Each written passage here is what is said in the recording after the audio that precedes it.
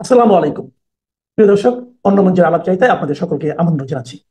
সুপ্রিয় দর্শক শ্রোতা মন্ডলী, আপনারা এই মুহূর্তে আমাকে যে যেখান থেকে দেখছেন এবং পরবর্তীতে যে যেখান থেকে দেখবেন, আপনাদের সকলকে জানাই আমি আমার প্রাণঢালা অভিনন্দন এবং শুভেচ্ছা। 42টা মাদ্রাসার উপরে একটা আছে, যে রিপোর্ট আছে, যেখানে প্রচুর পরিমাণের অস্ত্র শস্ত্র আছে, টনকে টন অস্ত্র বা কন্টেনারকে কন্টেনার অস্ত্র বলেন, যেগুলো দিয়ে একদিন পুরো বাংলাদেশ সেনাবাহিনীকে আটকে রাখা যাবে। তার মানে তাদের কাছে যে এই যে অস্ত্র আছে, এই যে আসলেই তাদের কাছে আছে, সেটার প্রমাণ আজকে জামাতের নায়েবে আমির দিয়েছেন যে জেনোসাইড হবে, তো এই হত্যা হবে। গতকালকের ভিডিওতে আমি বলেছিলাম যে কোন একটা দল বা কোন একটা গোষ্ঠী অলরেডি বিভিন্ন দেশের মন্ত্রণালয় এবং সরকারকে জানিয়েছেন। তার মানে এখন বুঝতে পারছেন যে ওরা যে জানিয়েছিলেন, ওদের যে রিপোর্ট তা ভুল ছিল না, এবং গোয়েন্দা তথ্য, গোয়েন্দা তদবির সবগুলোতে। এবং ভারত থেকে একটা আপনার দোসিয়ার বলেন বা একটা বইয়ের মতন বলেন, যেটা 186 পাতার, এটা আমাদের খলিলুর রহমানকে দেওয়া হয়েছে, যেখানে শুধুমাত্র 86টা পৃষ্ঠায় ছবি সহ একদম উপরে স্যাটেলাইট ছবি থেকে নিচের গ্রাউন্ডের ছবি পর্যন্ত দেওয়া আছে। 86টা স্পটে, যেখানে জঙ্গি প্রশিক্ষণ থেকে শুরু করে সবকিছু দেওয়া আছে। বাকি 100 পাতায় বিভিন্ন ডিটেলস দেওয়া আছে, কারা কারা কারা কারা করছে। তার মধ্যে প্রায় আপনার 250 আইএস কর্মকর্তা, মানে পাকিস্তানের সামরিক বাহিনীর কর্মকর্তা এইসব স্পটগুলোতে দিন রাত 24 ঘন্টা খাটছে, ট্রেনিং দিচ্ছে। তার মানে এই যে সৈন্য সামন্ত তাদের কাছে, সেটা দিয়ে জেনোসাইড করবে। কালকে বলার পর অনেকে আমাকে বলছেন, ভাই এটা কি বললেন, কেমনে মাদ্রাসাগুলা। আজকে আলিয়া মাদ্রাসার কি অবস্থা দেখেছেন? আজকে আলিয়া মাদ্রাসার অবস্থাটা বুঝছেন? ছাত্রদল এবং শিবির লেগে বসেছে আলিয়া মাদ্রাসায়। আপনার গতকাল রাতের, গতকাল রাত না, আজকে ভোর ফজরের নামাজের আগ পর্যন্ত সেনাবাহিনী একবার বেরোয় একবার ঢুকে, একবার বেরোয় একবার ঢুকে, কন্টিনিউ চলতেছে। এই খেলা আগামী এক সপ্তাহের ভিতরে আরো কত জায়গায় ছড়িয়ে পড়ে সেটা দেখেন। এই মাদ্রাসাগুলোর ভিতরে সব জঙ্গিরা আছে। যারা বলেছিলেন জঙ্গি নেই, তারা জঙ্গি। দেখেন, জামাতের আমির যে জেনোসাইডের কথা বললেন, এটা যদি পৃথিবীর অন্য কোনো দেশে এইভাবে কোনো নেতা ঘোষণা দিতেন, তাকে সরাসরি সেই দেশের আইনেই এতক্ষণে জেলে যেতে হতো। আমাদের দেশে যেতে হবে না। আবার ওদিকে যে ইব্রাহিম মফিজ, এই যে ছবিটা দেখেন, ইব্রাহিম মফিজ হুজুর, উনি কি বলেছেন শুনেছেন তো? যে আমরাই বলবো কবে ইলেকশন হবে না হবে। ইনু সাহেব, আপনি ফেব্রুয়ারি মাসে বলছেন ঠিক আছে, কিন্তু আপনি তো বছর বলেন নাই। 26, 27, 28, 29, 30, টোটাল মৌলবাদীরা কিন্তু একটা স্ট্রেংথনেস আছে। আপনাদের আমি বারবার বলছি যে ইলেকশন হবে না, ইলেকশন হবে না। অনেকে বলছেন যে না ভাই, ইলেকশন হয়ে যেতে পারে। আমি বলছি যে ইলেকশন হবে না। তার কারণ হচ্ছে যে এইটা, ইলেকশন তো জামাত শিবির করতে দিবে না রে ভাই। ওরা যেখানে জেনোসাইডের হুমকি দেয়, সেখানে আপনার ইলেকশন কিভাবে হবে? এছাড়াও ইলেকশন কেন হবে? দেখেন, এতদিন আমরা সবাই বলছি যে ইন্ডিয়াই বলছে যে ইনক্লুসিভ ইলেকশন, ইনক্লুসিভ, অন্য কেউ বলে নাই। ইউরোপিয়ান বলে দিয়েছে, জাতিসংঘ অলরেডি বলে দিয়েছে শেখ হাসিনার বিরুদ্ধে যেই মামলা এবং রায় হয়েছে, এইটা তারা ফাউল মামলা বলে দিয়েছে। ওনারা এখন হেগে যাবেন। যে হেগ, হেগ মানে আপনার হেগে যাবেন, হ্যাঁ, হল্যান্ডের হেগে, যেখানে আইসিটি ট্রাইব্যুনাল আছে, সেখানে যাবেন, নাকি ইটালি যাবেন জানি, হ্যাঁ। তো হেগে বলতে আবার আপনার মনে করেন না যে হেগে দিয়েছেন, অবশ্যই আমার হিসাবে ওনারা হেগে দিয়েছেন। তাই ওনারা এখন বিভিন্ন জায়গায় যাওয়ার কথা বলতেছেন। আবার আজকে দেখলাম যে এনসিপির এক নেত্রী বলছে পৃথিবীর কোন দেশ শেখ হাসিনাকে বাঁচায়া রাখতে পারবে না। কেন রে ভাই, তোদের এত শক্তি? অবশ্য হ্যাঁ, আপু যদি সব দিগম্বর হইয়া যদি কোথাও যায় যদি বলে, তাইলে অন্য বিষয়, আর নাহলে না। আবার এদিকে দেখছেন কমনওয়েলথের থেকে বলেছে inclusive election without Awami League election হবে না, কমনওয়েলথ। কয়দিন পরে বাকিরাও বলা শুরু করবে, আস্তে আস্তে সবাই মুখ খুলবে। এখানে এই জামাত নেতা কি বললো দেখছেন? উনি বলল যে পুলিশ প্রশাসন না, সব প্রশাসন জামাতের আন্ডারে থাকতে হবে, এবং ওনারা যাকে ধরতে বলবেন ধরবে, যাকে মারতে বলবেন মারবে, ফাঁসি দিতে বললে ফাঁসি দিবে। ওসি সাহেব যে এমপি ইলেকশন করছেন, ওনার কথা মতো উঠতে হবে বসতে, মানে সব টোটাল ওনাদের নিয়ন্ত্রণে। তো বিএনপি ভাইরা, আপনাদের অবস্থান কোথায়? জামাত নেতারা কি বলছে শুনছেন? পুরো ভিডিওটা 1 ঘন্টা, এই 1 মিনিট 40 সেকেন্ডে পুরো ভিডিওটা দেওয়া যায় না, নাহলে পুরো ভিডিওটাই দিতাম। তো এই ভিডিওটা কিন্তু ফেসবুক আছে বিভিন্ন জায়গায়, আপনারা খোঁজ দিয়ে দেখতে পারেন, আমার ফেসবুকেও আছে, সেখান তো আপনারা দেখে নিতে পারেন। এই হচ্ছে যে যখন অবস্থা, যে জামাত, তো বিএনপি ভাইয়ের আপনারা তো আমাদের পিছনে লাগছেন আমাদের পাশায় আঙ্গুল দেওয়ার জন্য, এখন নিজের পাশায় টিস্যু পেপার দিয়ে বসে। কারণ আপনাদের পাশায় জামাত, বিএনপি জামাত যে আঙ্গুল দিবে তাতে কোনো কি নাই, চিন্তা নাই। আরে জেনোসাইড, ওরা জেনোসাইড করবেন বিএনপি রে। ফখরুল ইসলাম আলমগীর আপনারা ল্যাংটা করে দৌড়াইবো, চাবাইয়া খায় ভালো। জেনোসাইড। সুতরাং আপনারা বুঝেন যে হুমকি দেওয়া হচ্ছে জেনোসাইডের হুমকি। তার মানে হচ্ছে যে এরা এতদিন তো আওয়ামী লীগ নেতা কর্মী সমর্থকদের মারছে, আরো মারবে আগামী 2-4 মাসের ভেতরে। এরপর একটা মেসাকার চালাবে, তারা একটা জেনোসাইড যেহেতু বলেই ফেলছে, এটা করেই তারা কোথায় আনবে? এই দেশে একটা ইসলামী বিপ্লব ঘটানোর চেষ্টা করছে। ওই যে আসিফ মাহমুদ সজীব ভুঁইয়া যে 9,000, 8,500, 9,000 লোককে যে ট্রেনিং দিবে, আপনাদের কালকে যে মাদ্রাসাগুলোর কথা বলেছিলাম, যেই মাদ্রাসাগুলো থেকে আসিফ মাহমুদ সজীব ভুঁইয়া, তারপরে আপনার এই সার্জিস, নাহিদ, হাসনাত, এরপরে মাহফুজ, এরপরে যে পাটোয়ারি, এরা যে মাদ্রাসা, ঢাকার যে মাদ্রাসা থেকে পাশ করে বেরিয়েছে, সেই মাদ্রাসা সহ বাকি যে মাদ্রাসাগুলোর নাম বলেছিলাম, সেখান থেকে রিক্রুট করা হচ্ছে, সরাসরি অস্ত্র প্রশিক্ষণ দেওয়া হচ্ছে। আজকে ফেনীতে পাকিস্তানের 7.62 বুলেট উদ্ধার হয়েছে, দেখেছেন তো? সেনাবাহিনী যদি চেষ্টা করে সারা বাংলাদেশের থেকে মনে হয় আপনার 2 জাহাজ শিপমেন্ট করা যাবে, এই ধরনের অস্ত্র উদ্ধার হবে যদি এই মুহূর্তে করে। 450 থানার সেই অস্ত্রগুলো সব এই মাদ্রাসাগুলোর ভেতরেই আছে, সব এদের হাতে আছে, জঙ্গিদের হাতে আছে, জামাত শিবিরের হাতে আছে। এই জন্যই তারা জোর গলায় বলতে পারে যে জেনোসাইড হবে। তাদের নেতারা বলতে পারে প্রশাসন আমাদের কথাই চলবে। ইলেকশনের এখনো কোনো কিছু নেই, ইলেকশনে কি করতে হবে না করতে হবে তারা এখনই ডিরেকশন দিচ্ছে। তো এই দেশে ইলেকশন হবে মনে করেন? আর আওয়ামী লীগবিহীন ইলেকশন হবে না। আওয়ামী লীগবিহীন ইলেকশন তো হবেই না, কারণ হচ্ছে যে আওয়ামী লীগ কিছু করা লাগবে না। এই জামাত ইসলামী আওয়ামী লীগবিহীন ইলেকশন যে হবে না সেটা কইরা দিবে, কারণ হচ্ছে জামাত জানে যে ইলেকশন লড়লে যদি বিএনপি জিতে হবে না। সুতরাং আমি একটা কথা বলি, ঢাকা, চিটাং, রাজশাহী, খুলনা, বরিশাল যে 8টা বিভাগ আছে সব জায়গায় কোনো একটা ভোট কেন্দ্র জামাত ইসলাম রাখবে না, সব জ্বালাইয়া দিবে। ওরাই জ্বালাই দিবে যে ইলেকশনের দরকার নাই। সুতরাং আওয়ামী লীগবিহীন ইলেকশন হবে কিভাবে? এবার বুঝছেন? জয় বাংলা, জয়। আসেন বিষয়টা আগে বিজ্ঞান দিয়ে বোঝার চেষ্টা করি। শক্তির একটা সূত্র আছে, শক্তি বোঝেন তো, এই যে বিদ্যুৎ, এটা একটা শক্তি। তো পৃথিবীতে এরকম অনেক শক্তি আছে। শক্তির কখনো ক্ষয় হয় না, এটা এক রূপ থেকে আরেক রূপে পরিবর্তিত হয়। যেমন ধরেন বিদ্যুৎ দিয়ে বোঝাই, যেই বিদ্যুৎ আমরা দেখি, আপনাকে বিদ্যুৎ সরাসরি দেখেন, বিদ্যুৎ একটা শক্তি। এটা যখন সিলিং ফ্যানের মধ্যে ঢুকে ফ্যানটা তখন ঘুরে, এটা বাতাস উৎপন্ন করে। তার মানে বিদ্যুৎ ফ্যানে আইসা এটা ঘুরে বাতাস দিচ্ছে, একটা পরিবর্তিত রূপে চলে আসতেছে। অথবা ধরেন এই যে লাইট, এটার মধ্যে বিদ্যুৎ ঢোকার পরে এটা কি করে জ্বলা ওঠে, তাই না? আমরা সুইচ ইউজ করি। তার মানে শক্তি এক রূপ থেকে অন্য রূপে পরিবর্তিত হয়, এটা কোনো ক্ষয় নাই। নিউটনের তৃতীয় সূত্র, যেটা যারা বিজ্ঞান নিয়ে পড়াশোনা করছেন ব্যাকগ্রাউন্ডে তারা জানেন, যদি কোনো কেন্দ্রে, মানে কোনো একটা নির্দিষ্ট কেন্দ্রে থাকে না, কেন্দ্র মানে সেন্টার, অতিরিক্ত শক্তি সঞ্চয় হয়, তাহলে তারা একে অন্যের সাথে লড়াই করা শুরু করে। কারণ সফল হচ্ছে কেন? আওয়ামী লীগ একটা শক্তি, এখন এটা হিডেন শক্তি হিসেবে আছে। সারা বাংলাদেশে বিএনপির যে মনোনয়ন ইস্যুকে কেন্দ্র করে ক্ষোভ, তারপর হচ্ছে যে পছন্দের নেতারা মনোনয়ন পান নাই, তো একটা শক্তি আরেকটা শক্তির বিরুদ্ধে লড়াই করছে। এখন পর্যন্ত লড়াইটা দলের সিদ্ধান্তের অপেক্ষায় আছে। সারা বাংলাদেশের বিভিন্ন জায়গায় মারামারি হচ্ছে, মানে শক্তি প্রদর্শনের খেলা চলছে। এখন যে শক্তিটা, ধরেন বিএনপি তো একটা শক্তি ছিল, এখন এটা একটা হচ্ছে মনোনয়ন প্রাপ্ত, মনোনয়ন অপ্রাপ্ত, দুইটা শক্তিতে পরিণত হয়ে গেছে। এখন মনোনয়ন প্রাপ্ত যে শক্তিটা, এটা অপেক্ষাকৃত ভারী, আবার যেটা মনোনয়ন পায় নাই তারাও অনেক জায়গায় ভারী। এখন এই দুই শক্তির খেলায় আরেকটা শক্তির তাদের সাপোর্টিং দরকার হয়, সেটা হচ্ছে আওয়ামী লীগ, যুবলীগ, ছাত্রলীগ। অতীতে আওয়ামী লীগ যখন সেন্টারের মধ্যে ছিল, তখন অতিরিক্ত শক্তি হিসাবে এখানে হাইব্রিড, নন হাইব্রিড, বা ধরেন এক একজন এক এক রূপে, জামাত থেকে শুরু করে অনেকেই এখানে কানেক্টেড হয়ে গেছিলাম। পরবর্তী সময় শক্তিগুলো আবার বিচ্ছিন্ন হয়েছে। বাইচা থাকা অবশিষ্ট যে আওয়ামী লীগের শক্তি, এইটা আসলে এখন রাজনৈতিক দলগুলোর কাছে খুবই গুরুত্বপূর্ণ, যার কারণে শেখ হাসিনার নির্দেশে হোক অথবা প্ল্যান বি হিসাবে হোক, এই শক্তিগুলো এখন আবার মূল যে শক্তি বিএনপি বা জামাত ইসলাম তাদের মধ্যে ঢুকে যাচ্ছে। তবে নজর কেড়েছে যে নিউজটা, নিষিদ্ধ ছাত্রলীগে তার যে পদ পদবি ছিল, ছাত্র দলে এসে সেই পদ পদবি থেকে আরো বড় পোস্ট পেয়েছেন। আর এই ঘটনাটা এই মুহূর্তে সোশ্যাল মিডিয়াতে ভাইরাল, যে আমাদের কুমিল্লার ব্রাহ্মণপাড়া উপজেলার আসাদনগর আব্দুল মতিন খসরু কলেজে ছাত্র দলের যে কমিটি হয়েছে, সেই কমিটিতে এসে প্রমোশন পেয়েছেন একজন ছাত্রলীগ নেতা। এটা আমার এলাকার ঘটনাই, পাশের থানা। তিনি হলেন ইমন রানা ভুইয়া। এর আগে ইমন ছিল ব্রাহ্মণপাড়া উপজেলা মালাপাড়া ইউনিয়ন ছাত্রলীগের সহ সম্পাদক। এখন এই পদগুলা কি খুব বেশি গুরুত্বপূর্ণ ছিল? না। আওয়ামী লীগের সময় সর্বশেষ পর্যায়ে আমার এই এলাকায় বুড়িচং ব্রাহ্মণপাড়া আমাদের একটা নির্বাচনী এলাকা, কুমিল্লা 5, এখান থেকে আবার মনোনয়ন পেয়েছেন জসিম ভাই। আর অতীতে এই জায়গা থেকে আওয়ামী লীগের সময় 41 জন প্রার্থী, এমপি প্রার্থী কিন্তু এখান থেকে দাঁড়াইছিল। কতজন? 41 জন। আপনি ভাবতে পারেন, সবাই এমপি হতে চাইছে, যে যেমনি পারছে টেকনিক্যালি। কিন্তু দিন শেষে এখন যখন এই একটা নেগেটিভ সিচুয়েশন আওয়ামী লীগের, এখন কয়জন প্রার্থী সেই 41 জনের মধ্যে আওয়ামী লীগের কথা বলে, সেটাও কিন্তু নিশ্চয়ই দল ফোকাস করে। যাই হোক, আমরা কথা বলছি, এই ইমনের এই পোস্টটা যখন আসছে, তখন সামাজিক যোগাযোগ মাধ্যমে বিষয়টা ছড়িয়ে পড়ে, যে কমিটি অনুমোদনের প্রায় 1 মাস পর গত 20 নভেম্বর সামাজিক যোগাযোগ মাধ্যমে ছড়িয়ে পড়ার পর বিষয়টি নজরে আসে আব্দুল মতিন খসরু কলেজের ছাত্র দলের সিনিয়র সহসভাপতি ইমন রানা ভুইয়ার।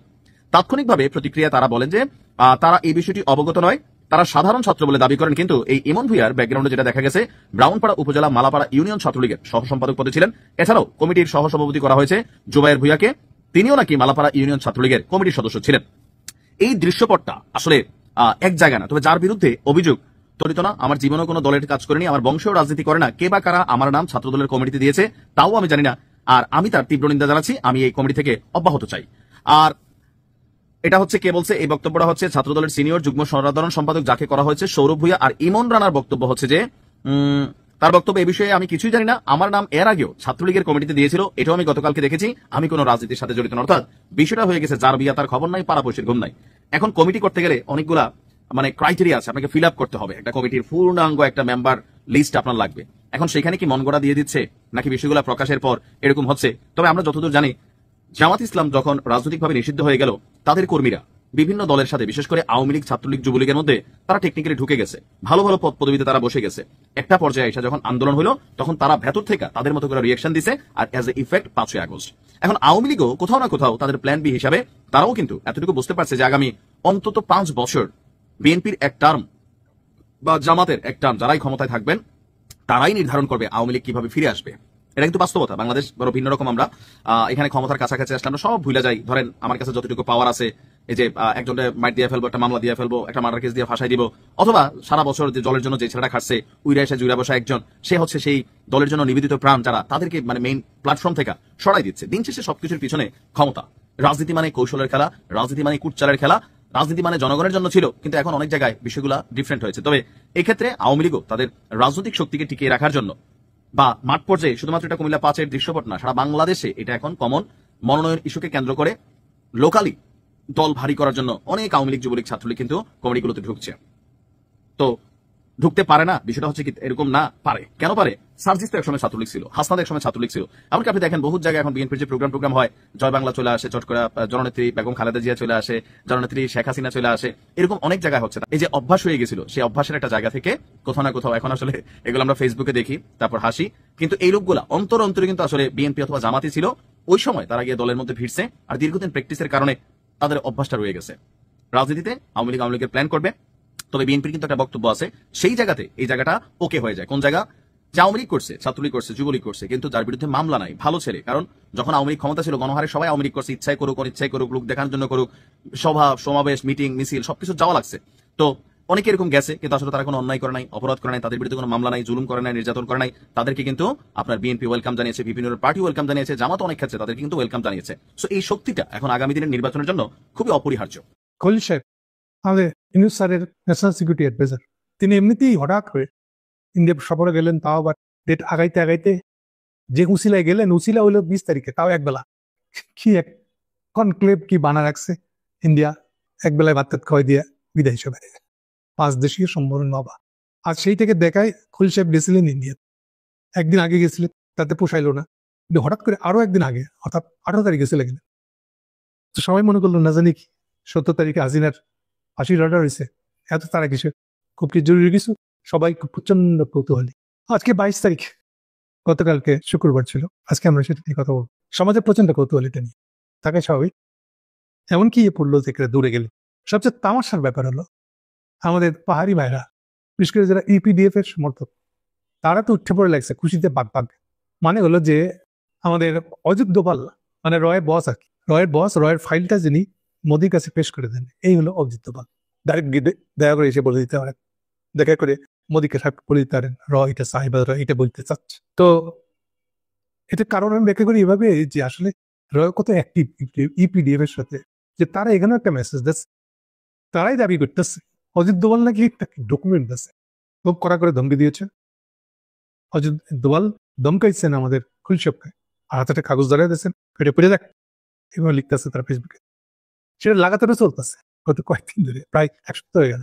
হেভি জোসে উঠে আসছে তারা, কিন্তু কিরকম ডাইরেক্ট ইম্প্যাক্ট দেখে না।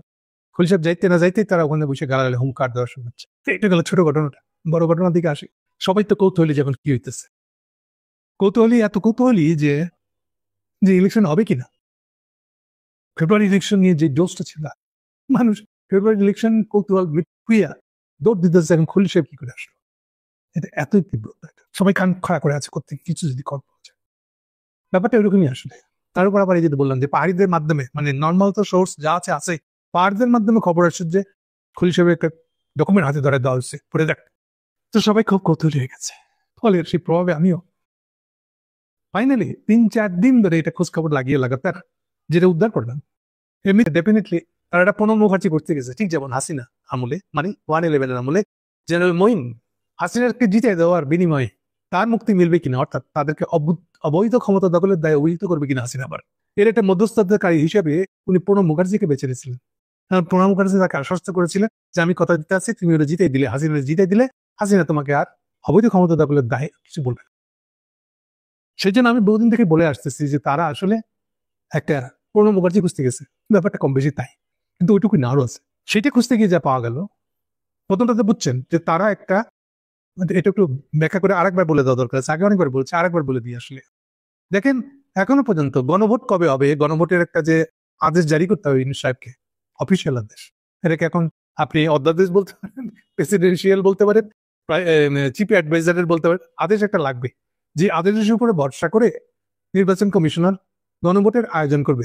এখনো জিজ্ঞেস করা হলে উনি বলতেছেন আমার কাছে তো এই নিয়ে কোনো লিগ্যাল আদেশ আসে নাই, ফলে গণভোট আয়োজনের কাজটা আমরা শুরু করতে পারছি না। বুঝতে পারতেছেন, আমাদের নজরুল সাহেব, আসিফ নজরুল সাহেব বললেন 3-4 ওয়ার্কিং ডেজ এর মধ্যে আমরা করে ফেলবো। ব্যাপারটা হচ্ছে গণভোটও করতেছেন না, গণভোটের আদেশও দিতেছেন না। শেষ করে যেটা গুরুত্বপূর্ণ সেটা হলো যে ইউনূস সাহেবের নিজেরই বেইল নেই। উনি যে নির্বাচনটা ডাকতেছেন, ওনার সেই অধিকারটা কই? কে তাকে অধিকার দিয়েছে? পিছনে একটা কনস্টিটিউশন লাগবে যার উপরে ভরসা করে দাঁড়ায় উনি বলবেন এই ক্ষমতা আমাকে দেওয়া আছে, ফলে আমি নির্বাচন ডাকতেছি। ইভেন 8ই আগস্ট থেকে এখন পর্যন্ত উনি ক্ষমতায় আছেন, এই ক্ষমতাটার ভিত্তি কি? কোন ভিত্তিতে উনি ক্ষমতায় আছেন কেউ জানে না, উনি নিজেও জানেন না। কিন্তু উনি বেমালুন, বেখবর। উনি বুঝতেইছেন না যে ইলেকশনটা হয়ে গেল, যদি হয়ে যায়, যদি হয়ে যায়, পরের দিনই তারেক জিয়া ওনাকে হুঙ্কার দেবে যে বাইন দেয় তোমার, এখন আমি জোর করে ক্ষমতা করে দায়ে ফাঁসি দিব। কিন্তু এটার জন্য জানাবো উনি বেখবর। তাহলে এই বিষয়টা উনি সলভ করতেছেন না কেন? সেই প্রসঙ্গ দিয়ে আমরা আবার ভিতরে ঢুকবো। যেই প্রসঙ্গটা পাওয়া গেল তা হলো যে আবার ফিরে একটা আপনাকে মনে করে দিই, 13ই জুন ইউনূস সাহেব হঠাৎ করে লন্ডন সফরের নাম করে লন্ডনে গিয়ে তারেক জিয়ার সাথে দেখা করে আসছে। লন্ডন সফর যে ভুয়া ছিল, মানে এটা সরকারি শপথ ছিল না। অর্থাৎ লন্ডনের প্রধানমন্ত্রী স্টারমারের সাথে তার কোনো সাক্ষাৎই হয় নাই। এটা ঠিক না করে উনি লন্ডন রওনা দিয়েছিলেন সরকারি সফরের নাম করে, গিয়ে দেখা করে আসছিলেন তারেকের সাথে। এবং অ্যাকচুয়ালি তখনই বহুবিধ জিনিস হিডেন, তাদের মধ্যে আন্ডারস্ট্যান্ডিং হয়। নানান জন নানান ভাষায় বলে। মূল কথাটা হলো ওখানে যে ভাষায় যে কাজটা হয়েছে সেটা হলো ওদের মধ্যে একটা কেউ বলে চুক্তিপত্র, আন্ডারস্ট্যান্ডিং, অ্যাকশন, মানে অ্যাকশন হবে কোন দিকে, সেই বিষয়টা ঐক্যমত হয়েছে। তাহলে যে সে তারেকে ক্ষমতা এনে দিতে চায়, বিনিময়ে সেও ক্ষমতা রাখতে চায়। আবার ওর মধ্যে সে এখন যেটা অনেক পরিষ্কার করে জানলাম সেটা হলো যে উনি চান যে এখন যে তার উপদেষ্টা আছে মেইন যেগুলো তাকে দেখে শুনে রাখতেছে, এগুলোকে সাথে নিয়ে তুমি প্রেসিডেন্ট হইতে চান, প্লাস দ্বিকক্ষ বিশিষ্ট কি জানি একটা হবে, ওইটারে ধরেন না সিনেটর, তো উনাকে উনি এই সিনেটর বানাবেন এইগুলারে, পছন্দের লোকগুলারে দিয়ে ওখানে জিকে বসতে চান। এখন এই যে পরিকল্পনাটা ছিল জুন মাস থেকে, সেইটা এখন সেকে দিছে। এখন এইটার পক্ষে এইবার ইন্ডিয়ানদের সমর্থন চায়। It is a dual confirmation, শুধু তারেকের দিক থেকে না, ইন্ডিয়ার দিক থেকেও, যে তোমরা কনফার্ম করো আগাতে পারি কিনা আমরা এটা নিয়ে। সো ইনিশিয়াল ইন্টারেস্টেড এটা নিয়ে মোটামুটি কম বেশি আপনারা বুঝছেন নিশ্চয়ই। আর ঠিক তারা যেভাবে প্ল্যান করেছে সেভাবেই হবে, ব্যাপারটা এরকম না। যেমন 13 জুন মাসে উনি যেভাবে প্ল্যান করেছিলেন তখন বিএনপিকে বলেছিলেন 100 সিট দিবেন, ওটাই পরে 150 থেকে 200 পর্যন্ত চলে গেছে। পরে আবার অনেক ভাঙচুর হয়েছে আর আসে।